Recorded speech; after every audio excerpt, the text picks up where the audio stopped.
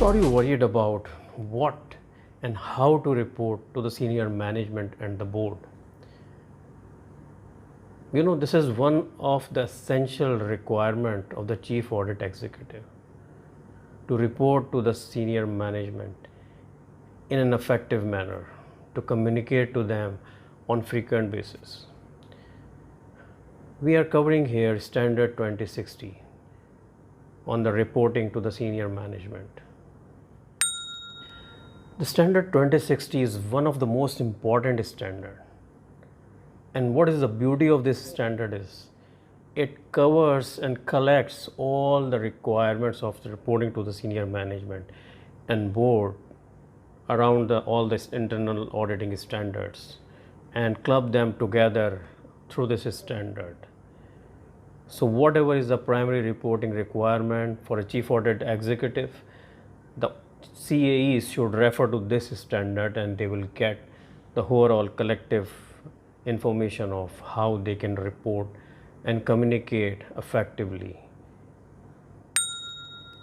If you're new to my videos, this is Tausif Mushtaq, an audit strategist, control specialist, board advisor with over 2 decades of experience in governance, assurance, risk and controls, fraud examinations, and forensic reviews. The objective of Audit and Assurance series videos is to promote the internal audit profession in its basic spirit, whereby the internal auditors having a clear understanding of the standards and international professional practices framework overall, so they can contribute to achieve the mission of internal audit. The mission of internal audit is defined by the Institute of Internal Auditors, which is to enhance and protect organizational value by providing risk-based and objective assurance, advice, and insight.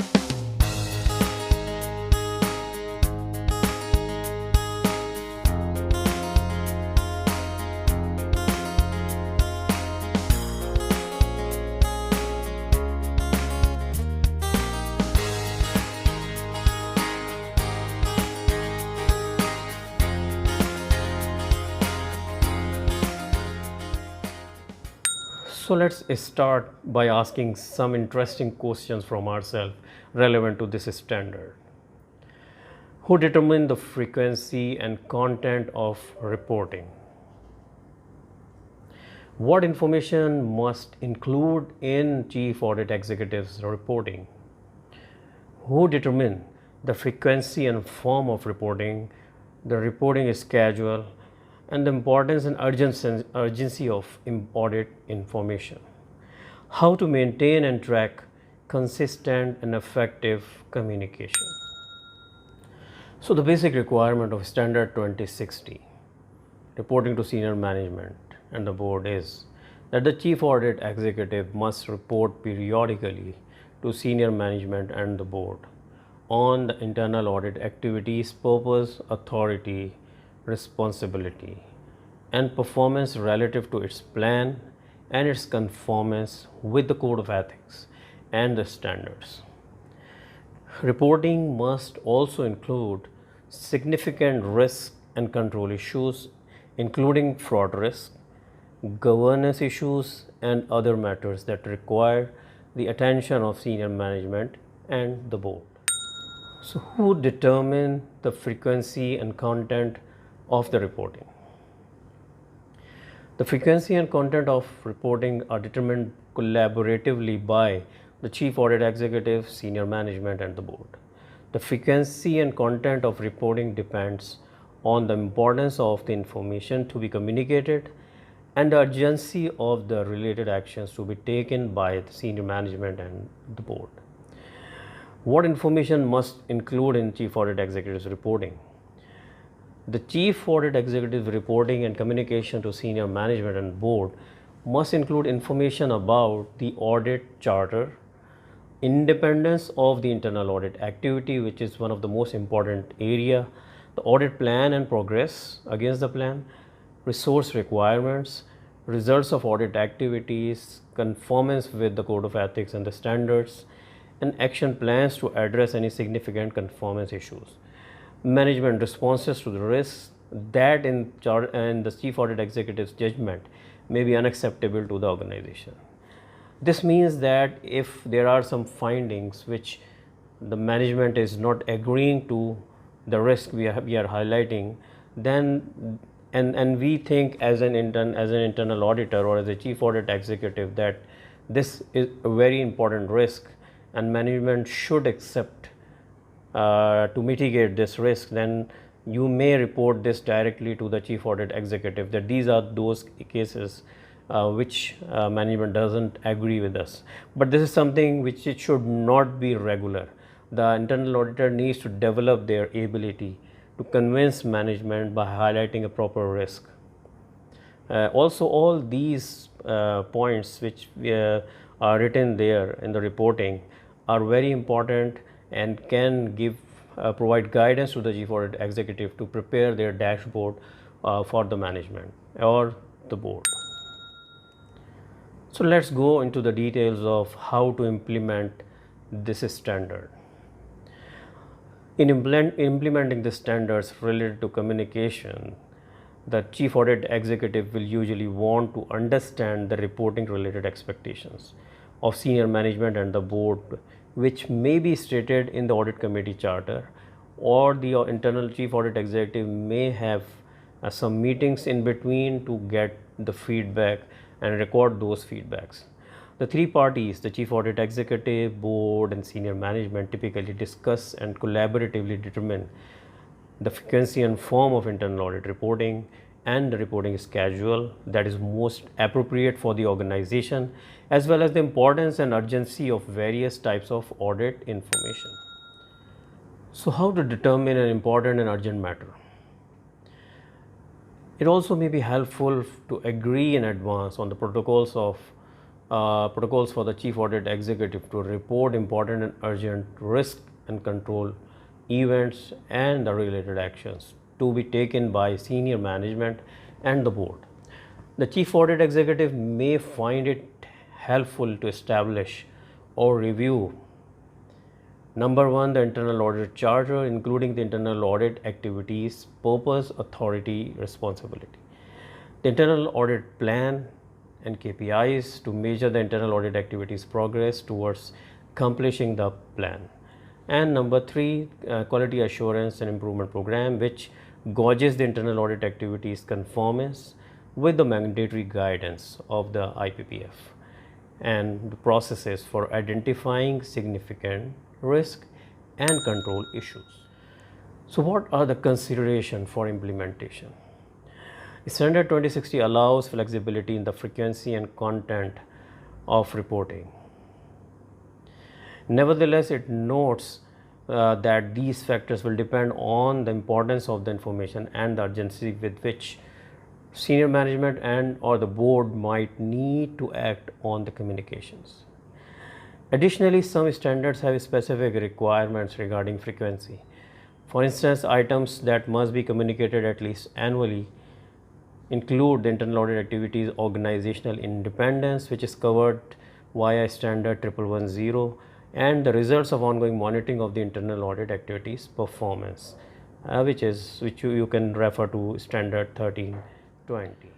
So how to maintain and track consistent and effective communication? The chief audit executive may consider using a checklist of all reporting requirements referenced throughout the standards.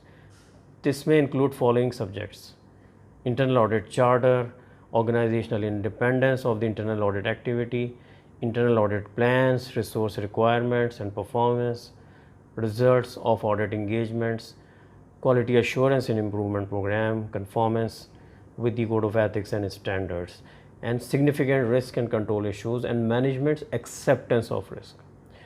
This is a good checklist to understand what standards are linked with these checklists. Such a checklist may include a schedule of communications and reminders about any approval requirements. Establishing a standing item on the board meeting agenda secures an opportunity for the chief audit executive to communicate regularly. So let's double click all the requirements which are given in the checklist one by one.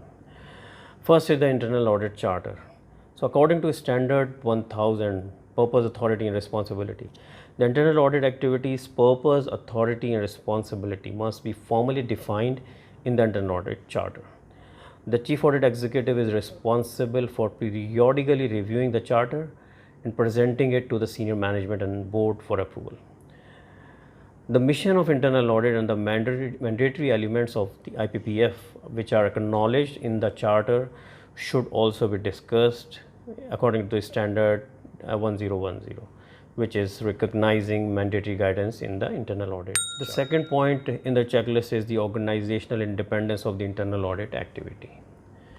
The organizational independence of the internal audit activity must be confirmed to the board annually, according to Standard 1110, organizational independence. In case of any interference in determining the scope of internal auditing, performing work, or communicating results, as well as the implications of such interferences, must be disclosed to the board. You may refer to Standard 1110A1. An independent reporting relationship is essential to facilitate the chief audit executive's ability to communicate directly with the board as required in Standard 1111, direct interaction with the board. The checklist also includes internal audit plans, resource requirement, and performance. Standard 2020, communication approval of and the related implementation guidance, provides the explanation of and the details of communicating the internal audit activities plans and resource requirements. So you need to compare both the things, like what are your annual plans, how many resources are available, and if there is any gap, how you propose to fill that gap by outsourcing or co-sourcing, or by putting a request for extra or additional hiring. Standard 2060 that adds the requirement to report the internal audit activities performance relative to its plan.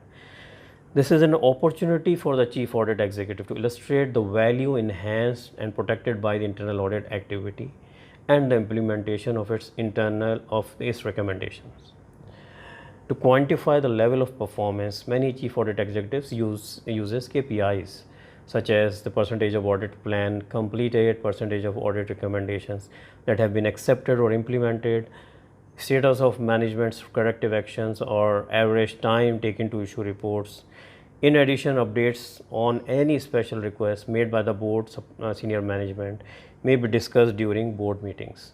And normally these special requests or ad hoc assignments, normally some mandates 10% or 20% of the annual available mandates are kept set aside to spend time on these.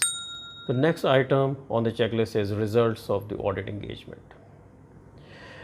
The 2400 series of standards covers the requirement of for communicating the results of audit engagements, including the information that engagement communications must contain, the quality of that information, and the protocol in case of error or omission or non-conformance with the code of ethics or standards that affects a specific engagement. That means that if, for example, an auditor has conducted an audit or an assignment but didn't disclose the lack of skills to conduct that assignment, and the results and the deliverables are not achieved, that means that those mandates have been wasted or lost, and you need to redo the work. So that thing has to be disclosed again or discussed with the senior management and the board.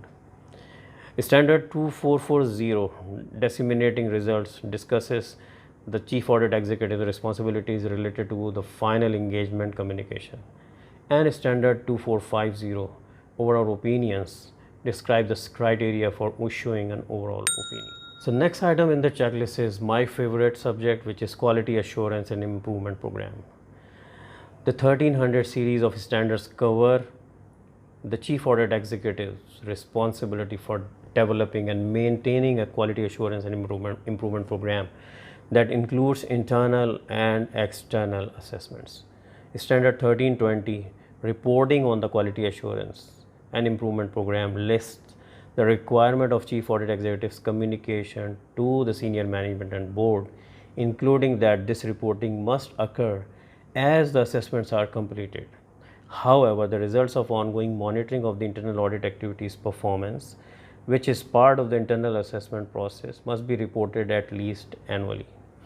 With regard to the external assessment of the internal audit activity, which must be conducted at least once every 5 years, Standard 1312 external assessments requires that the Chief Audit Executives to discuss with the board the qualifications and independence of the external assessor or assessment team, including any potential conflict of interest. The Chief Audit Executive should encourage board oversight in the external assessment to reduce perceived or potential conflict of interest. Conformance with the Code of Ethics and Standards. The next item in the checklist covers Code of Ethics and Standards. Standard 1320 reporting on the Quality Assurance and Improvement Program and its implementation guidance also describes the detail of reporting on the internal audit activities conformance with the Code of Ethics and Standards. Standard 1322 disclosure of non-conformance states when non-conformance with the Code of Ethics or the standards impacts the overall scope or operation of the internal audit activity. The Chief Audit Executive must disclose the non-conformance and the impact to the senior management and board. Standard 1322 also describes consideration for reporting non-conformance. Another standard on the engagement disclosure of non-conformance, that is 2431, stipulates the information that must be disclosed when non-conformance impacts a specific engagement. 2060 calls for the Chief Audit Executive to communicate action plans to address any significant issues related to conformance. So we will explain next item in the checklist, which is significant risk and controls issues and the management responses of risk. The primary purpose of Chief Audit Executive reporting is to provide assurance and advice to senior management and the board regarding the organization's governance, which is covered under Standard 2110, risk management, which is 2120, and controls 2130. An in-depth understanding of these processes can be obtained by implementing 2100 series of standards. Standard 2060 identifies the Chief Audit Executive's responsibility to report significant risk and control issues that could adversely affect the organization and its ability to achieve its objectives. Significant issues are those that would require the attention of senior management and the board, which may include conflicts of interest, control weaknesses, errors, fraud, illegal acts, inefficient and ineffectiveness and inefficiency. If the Chief Audit Executive believes that senior management has accepted a level of risk that organization would consider unacceptable, the Chief Audit Executive should first discuss the matter with senior management. If the Chief Audit Executive and senior management cannot resolve the matter, Standard 2600 directs the Chief Audit Executive to communicate the matter to the board. If such issues are too urgent to wait until a scheduled board meeting, for example, a major fraud is there or a major risk we are exposed to, then the Chief Audit Executive will be well advised to make arrangements to communicate sooner. So how to demonstrate conformance to Standard 2060? The Chief Audit Executive discussion with senior management and the board regarding the contents of the charter, the internal audit activities, performance relative to its audit plan, and significant risk exposures or control issues may be documented in agendas, minutes of the meetings with the board and senior management. Discussions among these parties may also be documented in reports and presentations with attached distribution list. Minutes from ad hoc meetings and documentation of reports and other communications sent electronically may also demonstrate the conformance with this standard. Board and senior management survey results and Chief Audit Executive's performance evaluations may contain feedback that indicates the quality and effectiveness of the Chief Audit Executive's communication related to this standard. The CAE may also maintain a communication checklist that documents the frequency of reporting and approval requirements.